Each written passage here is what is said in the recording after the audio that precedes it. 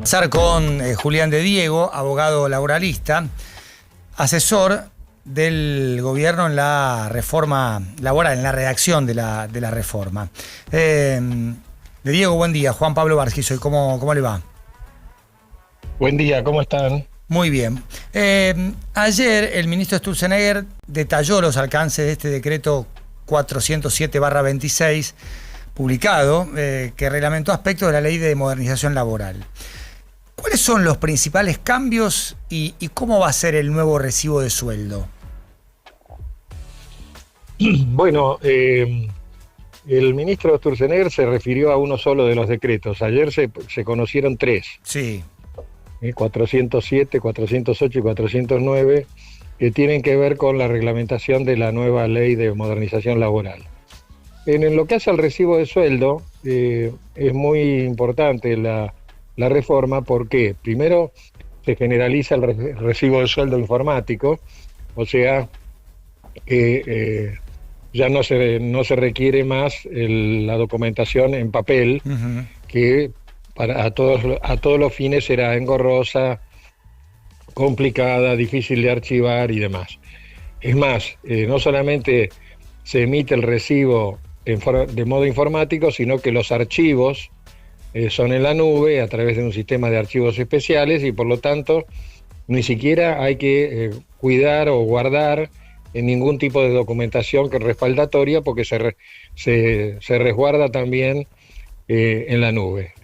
Ahora, el recibo tiene dos características novedosas que son muy importantes. La primera es que tiene la inclusión de un montón de datos que antes no existían en los recibos y que permiten al trabajador controlar la liquidación, tanto los salarios y su discriminación neta y bruta, como las retenciones, las prestaciones no remunerativas y los beneficios sociales. Y la segunda es que le permite también controlar los aportes y contribuciones que tiene que hacer el empleador, porque también están allí registrados los datos básicos para saber o tener la información al respecto.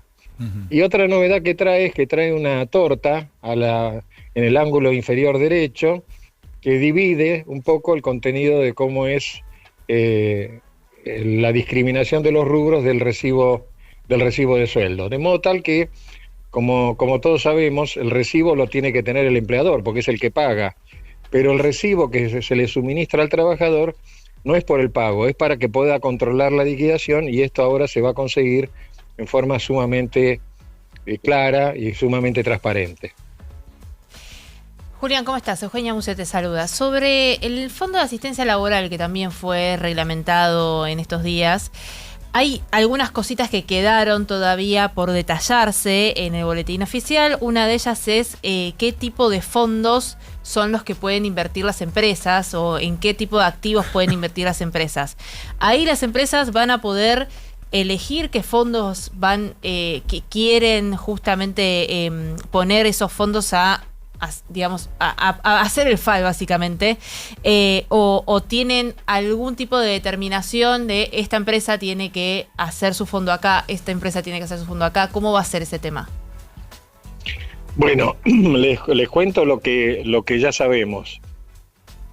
Por lo pronto, el Poder Ejecutivo propuso el FAL en el proyecto original. El Senado y la Cámara de Diputados debatió el FAL porque el FAL tiene una característica muy peculiar, que es que los aportes que se hacen al sistema, que los hacen los empleadores, se compensa con las contribuciones a la seguridad social y por lo tanto el FAL es gratis.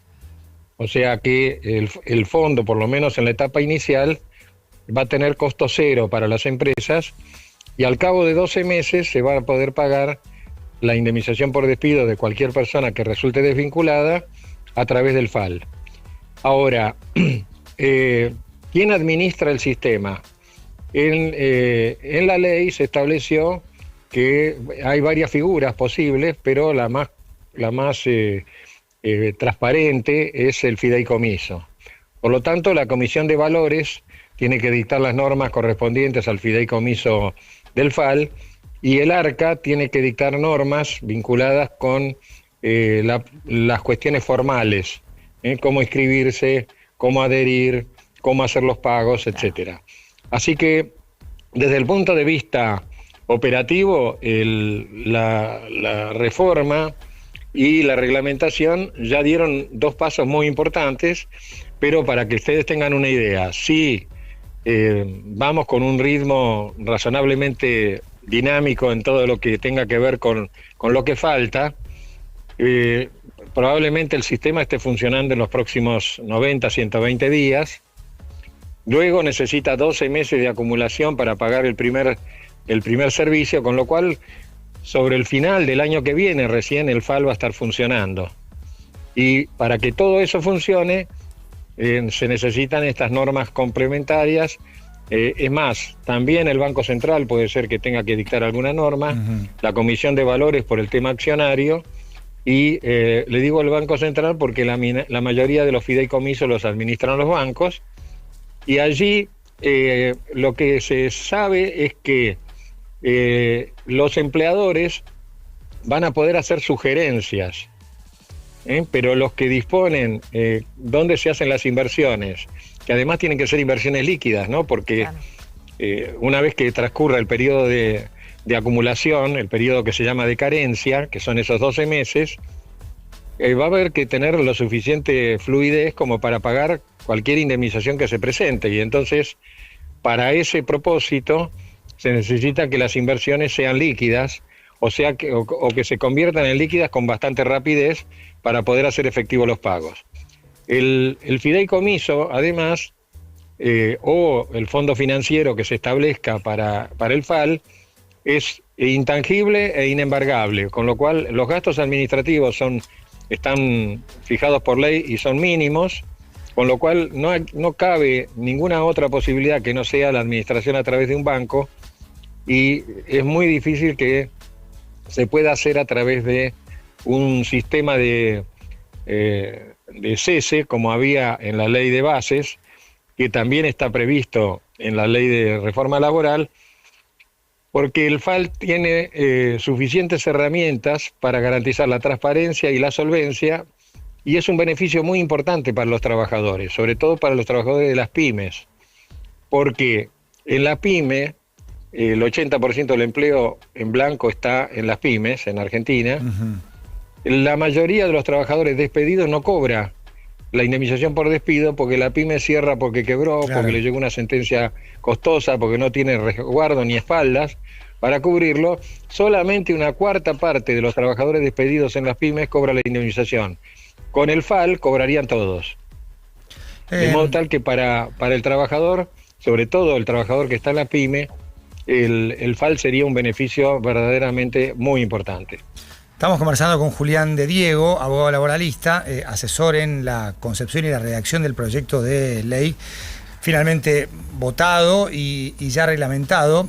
Vuelvo al recibo de sueldo, a esta inclusión de un gráfico de torta que busca transparentar los montos que el empleador paga por fuera del salario neto, y el gráfico debe mostrar, a ver si voy bien, sindical, seguridad social, obra social, ART, cámaras o entidades empresariales y otros, y cada uno tiene que figurar con su porcentaje sobre el costo, digamos, sobre el total del costo laboral. Bueno, la torta, digamos, tiene en el gráfico un ejemplo, y han puesto como ejemplo una serie de prestaciones que inciden sobre el salario, porque a veces son retenciones, son deducciones o son compensaciones, y esas reducciones o compensaciones finalmente gravitan sobre el total de la remuneración, que cuando uno compara el neto con el bruto, las retenciones tienen mucha significación. Entonces, la torta que se ha puesto como ejemplo ha puesto énfasis en las retenciones que el trabajador es importante que visualice, porque están afectando la intangibilidad del salario, o sea, la remuneración que el trabajador recibe con una función primordial, que es la función alimentaria, porque el salario es para para cubrir los gastos y las necesidades de subsistencia del trabajador y su familia. Así que la idea de incorporar este tipo de herramientas dentro del recibo busca visualizar con transparencia remuneración neta, remuneración bruta y cuáles son las retenciones, y si hay retenciones, cuál es el destino. Diego, ha sido muy claro y muy amable. Muchísimas gracias. No, al contrario, un gusto estar con ustedes. Hasta pronto. Un placer, hasta pronto. 12:30 en toda la República Argentina. Nicolás Porfiri.